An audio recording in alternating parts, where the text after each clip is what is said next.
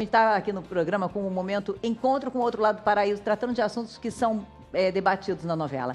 E a questão, surge a questão do psiquiatra, que é gay, tem uma dificuldade imensa de assumir para ele e para a família, acaba sendo preconceituoso por conta disso, que é o personagem do Heriberto Leão, o Dr. Samuel, e até o momento em que a mãe dele descobre, e eles têm uma conversa que é muito bonita, que é uma conversa de reaproximação. Vamos ver então esse momento, que é o Encontro com o Outro Lado do Paraíso.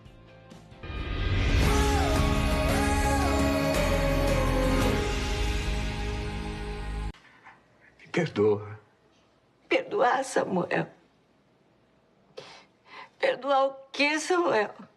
Por que eu vou te perdoar, Samuel? Se você é como você é. Samuel, eu acho que quem tem que me perdoar é você. Eu tenho que te perdoar do quê, mãe? Porque eu não te compreendi. É isso, ela precisou de Na verdade, acho que ela precisava de um tempo da descoberta até a aceitação. Por isso eu vou chamar para cá o Guilherme e o Caio e o pai do Guilherme, o Laerte, para sentarem aqui com a gente, por favor. Porque eu tenho certeza que muita gente em casa fica assistindo ao que a gente está falando aqui e deve estar pensando assim, nossa, mas para mim ou para minha família não é assim, não seria tranquilo, não seria tão fácil. Então eu trouxe o Guilherme e o Caio, que são noivos agora, né? Vão se casar, e o Laerte, que num primeiro momento, ao saber, não teve essa tranquilidade toda no início, né, Laerte? Só botar o microfone perto para o tio. Foi há 15 anos e realmente foi um choque, porque nós nunca nos desconfiamos e eu sempre fui de uma família muito tradicional. E quando ele revelou, eu achei que o mundo fosse desabar. Papai. E com o tempo, teve aceitação. E hoje é um filho muito querido, que dá muito prazer. E eu dou todo apoio para ele, incondicional, da vida que ele leva, que eu acho muito importante a felicidade dele. E como que você acha que ajudou para a sua aceitação? Quer dizer, você precisou de um tempo? O que ajudou a você hoje olhar para ele e continuar vendo o mesmo filho de sempre? É o amor. Isso é um amor que supera. E o tempo também a gente vai amadurecendo. E é uma história muito linda, desde pequeno com ele. Então é um filho que eu vou amar toda a vida. E como ele é ou será, não me importa. Guilherme, era uma preocupação muito grande, como o Hugo estava contando aqui, você queria preencher vários aspectos até poder falar sobre isso? Fátima, eu acho que é um processo de aceitação, né? A autoaceitação. E a gente não sabe da recepção. Então, se a gente soubesse, se tivesse essa proximidade, seria muito mais fácil esse processo da aceitação. Mas eu acho que com calma, com paciência, não adianta também a gente forçar, porque tem sempre o limite dos dois lados, né? Então, o limite dos pais sempre é muito falado, né? Os pais têm um limite. Mas tem o limite do LGBT também, do gay, do homossexual, né? Da lésbica, que ele também quer viver algumas coisas e ficava muito na minha cabeça assim, será que eu vou ter um noivo, né? Cheguei a ter noivo, nem pensei algum dia noivar. E ele vai poder frequentar a casa dos meus pais? Isso ficava na minha cabeça, assim. Ou eu vou ter que fazer escolhas, né? Ou tô com um, ou tô com outro. Eu já tive relacionamentos que o rapaz ficava embaixo do bloco, não subia. Aí eu falei, não, isso tá errado. Mas quantas vezes você planejou falar pro seu pai e recuou? Várias. Isso foi muito. Então, em algum momento lá, foi até um pouco tardio, mas eu sou de uma geração que demorou um pouco mais, com 20 anos, 20 e pouquinhos. Aí eu falei, não, vou ter que falar porque eu já tinha me relacionado com meninas. Aí quando ficou mais sério, eu falei, não, eu não quero enganar ninguém. Eu vi que eu tinha que me aceitar. E a primeira pessoa que eu falei que tinha que conversar era o meu pai e minha mãe. E aí foi um processo longo, eu fui para psicólogo, né, durante um tempo. Mas foi que nem você falou, a gente muda, né? Muda o peso, tira um peso. Eu acho que isso é muito bom para a nossa personalidade, para a sociedade em geral. Acho que não tem por que esconder, não tem nada... Caio, você é de uma geração um pouquinho mais jovem. Isso. Para você foi mais tranquilo, por exemplo, na sua casa? Foi, para minha família acho que foi um pouco mais tranquilo do que foi pro Guilherme. Eu me assumi para minha mãe, eu tinha 14 anos e a aceitação dela foi muito boa, assim, a reação dela. Ela ficou preocupada de eu entender por eu estar passando por isso, por esse momento difícil.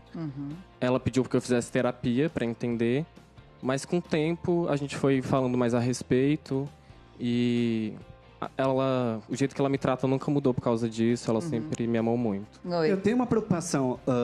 Eu sou hétero, eu nunca falei para meus pais que eu era hétero. Mas E também não é que eu falei que eu era hétero, ninguém me mandou para terapia. E isso me assusta um pouco, porque eu acho que a gente não tem necessidade de contar para os pais. Até porque eles vão descobrir lentamente, pouco a pouco. Se a gente conta para os pais sair do armário, a gente nunca mais vai deitar na cama quieto.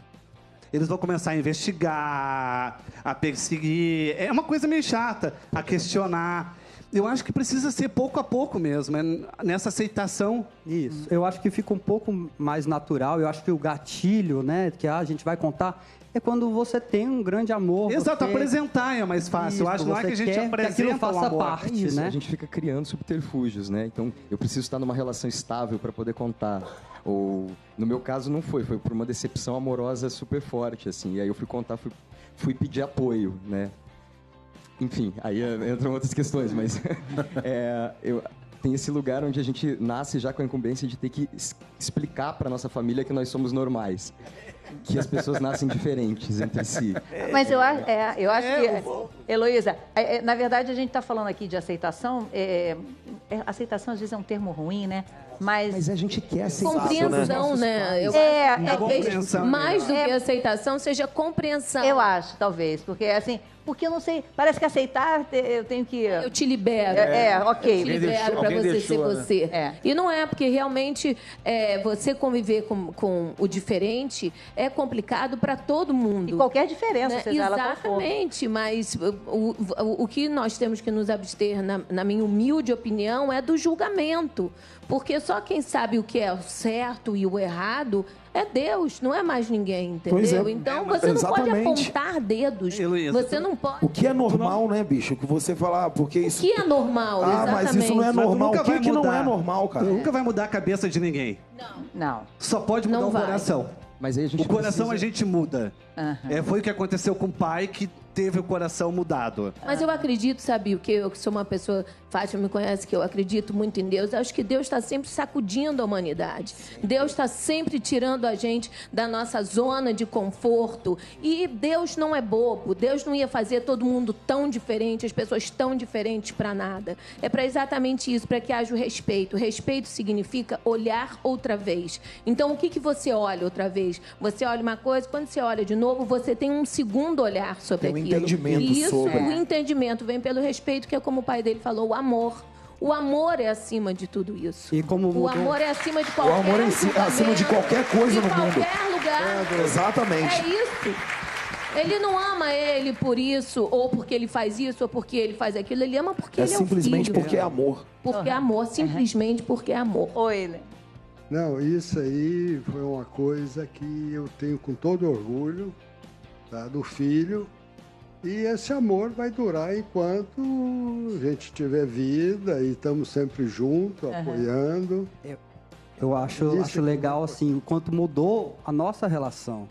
Porque tinha um distanciamento, tinha alguma coisa que ficava no meio do caminho, né? Mais Depois próximo. que a gente Oculta, superou, é impressionante, não? A forma como A gente ficou sabendo por causa do post que ele fez, foi muito legal, que você acabou fazendo um post que viralizou. Ele, mostra ali, por favor. Era uma conversa, na verdade, né? Em que ele pergunta pro filho, bom dia, tá firme pra casar? Ele mesmo perguntando pro filho. Foi assim. Aí você acabou ficando surpreso com essa intimidade ali naquela hora daquela conversa de novo. Foi, eu lembrei, a gente tinha combinado de dar a entrada dos papéis no cartório, né? E papai vai ser testemunha do casamento civil. Aí eu tava deitado, ele mandou essa mensagem, falou, tá firme pra casar? Eu falei, caramba, meu pai, que há 15 anos não sabia como reagir. Mas eles ele não vai têm ser culpa. testemunha. Eles também não né? têm culpa, por mais que em algum Muito lugar legal. a crueldade que a gente quer jogar pra eles em algum lugar. Porque é revoltante ter que explicar. É revoltante, é muito chato. É um preconceito herdado. É desgastante, é muito ruim, é muito chato. Mas a gente, em algum lugar, não pode deixar essa culpa ficar com eles, porque eles tiveram uma outra criação. Eles cresceram num mundo onde eles acreditaram, até agora há pouco, porque não se falava sobre, não tinha esse espaço pra gente falar sobre. As outras gerações são feitas de pessoas que mentiram, casaram com mulheres e sofreram também, né? Sofreram. Vidas duplas, não foram corretos, não foram eu me lembro que eu honestos. tinha um pai de um amigo meu que eu ficava impressionada, que ele atendia, ai, tudo bem? Eu achava aquele pai diferente, ficava imaginando que ele provavelmente foi um homem que deve ter sido reprimido, A vida entendeu? toda, E né? teve que criar uma família, e teve que, entendeu? Fazer uma coisa que era contrária a um sentimento dele, né? Olha essas Porque frases. Quero ver se vocês aí já ouviram, meninos. É só uma fase, vai passar. São frases que são ditas por amigos, às vezes, pela família. Não te criei para isso, no momento inicial, assim, né? Eu não tenho preconceito, eu tenho medo do que você vai passar. Essa daí, minha mãe falava muito. Falava no pra começo, você? falava. Porque tem medo da reação das pessoas. Porque, no caso da minha mãe, da mãe dele, já tinha uma cabeça um pouco mais aberta, mas ela falou, tá, mas e os outros? O que que mas você é vai legítimo pensar a por aí? mãe e o pai É pensar legítimo, nisso. é legítimo, é bonito, sim. Isso é amor Chega também. nesse lugar, amor. Eu acho que dessas frases aí é a melhor, porque é um lugar onde tem uma transformação. Já uma preocupação tentativa. de volta. O que os outros vão pensar, que no início, no fundo, Essa é algo. clássica. Isso. E que vocês também devem passar. O que os outros vão pensar de mim, né? Exatamente. No primeiro momento. E esse é o momento mais legal, eu acho. Pra mim foi. Quando você descobre o que os outros pensam. E o que os outros pensam? É, porque isso determina quem merece estar na nossa vida, primeiro de tudo. Você tirou muita gente da lista? Tira muita Tirou? gente. E pessoas que você não esperava que pudessem ser maravilhosas, se tornam pessoas maravilhosas na nossa vida. Aham. E Fátima é um exemplo disso na minha vida, o William também. São pessoas... Você é nosso primo querido sempre. Sempre foi desde pequeno, desde que a gente se conheceu aos 16 anos. Isso é culpa daqueles seus amigos, quer dizer, jogar a culpa no outro, né? O meu filho não tem culpa de nada, mas aqui esses seus amigos, essa companhia... Como se fosse um problema adquirido, né? Mas você já tentou com uma menina? Vocês já ouviram essa frase? Já. E aí Bastante. o que eu ouvi foi, mas se mantém aberto. É porque nunca Vai se sabe. que, né? Eu Vai ouvi que isso de uma passa, tia né? minha, aí eu falei, tia, se mantém aberta também. O dia que você ficar com uma garota, me conta, tá tudo certo. Eu tô até falando sobre esse assunto que a gente está falando sobre as diferenças. Eu estou organizando, estou fazendo um espetáculo junto com o Henrique Vieira, que é um pastor que ele já veio aqui. É incrível ele, maravilhoso. E um amigo nosso também, que também é pastor, filósofo, Alessandro Góes.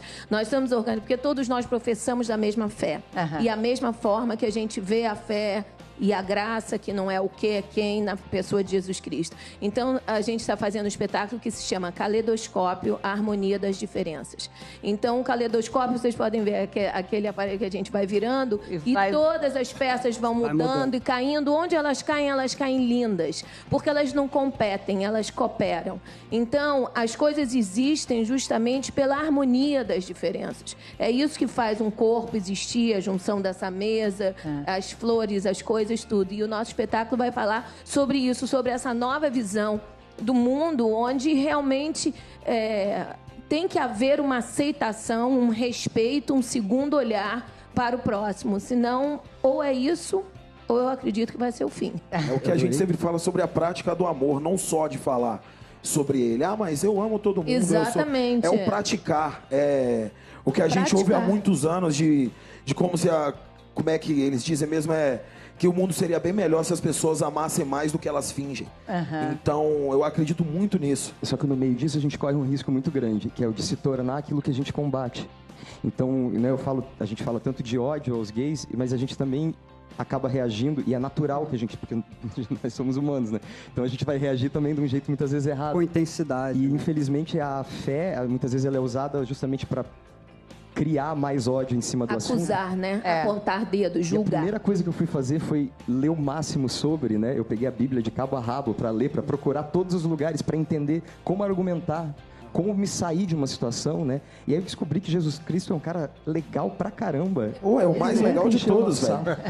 Inclusive, eu queria ter conhecido pessoalmente. O Brasil é cristã, que deveria seguir o que Jesus Cristo, que é um cara muito legal, falou, e não religião levítica ou religião romana. Porque exatamente o cristianismo, ele é mais do que um monte de regras. Do que você pode e o que você não pode fazer. Cristianismo é relacionamento. É isso que é. Nós vivemos um Deus relacional. Ele quer saber de você. Ele quer saber que a sua unha do mindinho esquerdo do teu pé dói. Como ele quer saber o que acontece no mundo. Ele é uma totalidade. Então, tanto é que a Bíblia é clara quando diz Jesus Cristo não veio para julgar. Ele veio para dar a vida eterna. Eu acho que em todo esse assunto tem muito a ver com a informação, né? A gente não tem informação de como vai ser, os pais não têm informação, e daí que gera esse medo. A ignorância é a falta de conhecimento, né? Na essência, é isso mesmo, é só isso. Só para a gente fechar o nosso assunto, Laerte, o que se diria para quem está em casa hoje, um pai que está com um filho que chegou, falou, está em dúvida, não sabe como se comportar, o que você diria para esse pai? Eu sempre aconselho que acatem os filhos, tanto o homem como a mulher, porque você não vai querer que um filho seu seja jogado na sarjeta ou a filha. E aquela história, o amor é incondicional em todo sentido. É verdade. E aqueles dizeres que você falou ali, aquilo foi no cartório, foi quando fomos dar entrada nos papéis. Agora o casamento vai ser realizado tá, em julho, com grandes Já está convidando todo mundo? Olha só, o Hugo está... separação de lixo. Isso é bem importante. Hugo, meu amigo, tem que lavar as embalagens antes de jogar fora. Voltando a resposta, a gente está morrendo o rabo.